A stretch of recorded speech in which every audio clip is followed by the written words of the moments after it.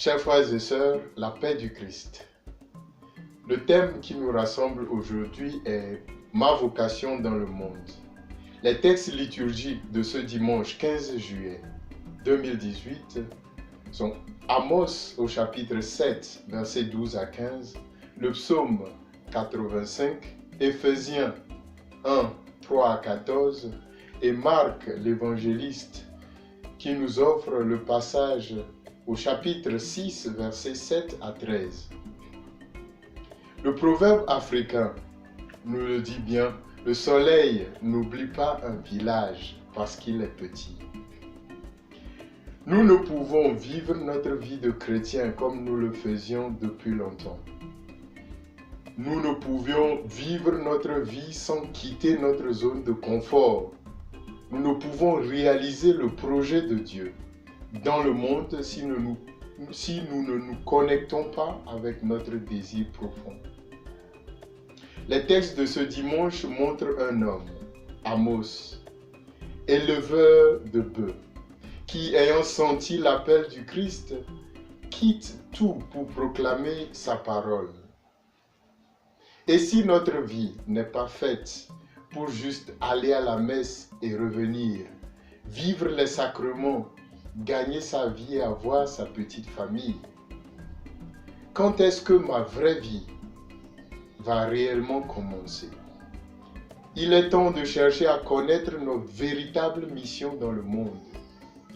Si dans l'évangile de ce jour, Jésus envoie ses disciples en mission, il m'envoie aussi dans une mission particulière. Cette mission, c'est ma vocation dans le monde. C'est moi seul qui peux découvrir cette mission. Et pour la découvrir, il faudrait réfléchir et grandir dans ma connaissance de mes désirs intérieurs. Où réside ma passion? Ces passions qui me mènent vers Dieu. Comment discerner ces passions qui m'éloignent de Dieu? À quoi suis-je prêt à mourir pour transformer le monde? Et dès que je trouve cette passion, je me bats pour cette passion. Je me forme, je me connecte à d'autres amis ayant la même passion pour transformer le monde. Et c'est à ce seul prix que ma vie de religieux, de prêtre, de mari ou de femme, d'étudiant, de chômeur aura un sens. Il faut une mission qui me dépasse, comme celle de cette prof qui, dans sa classe, a un enfant têtu, impossible à vivre, qui dérangeait les autres. Cette prof a cherché à frapper ce jeune homme, cet enfant. Mais cet enfant, par la force des choses, a quitté la classe. La prof s'en est plaint au directeur et le directeur a enlevé cet enfant têtu de la classe.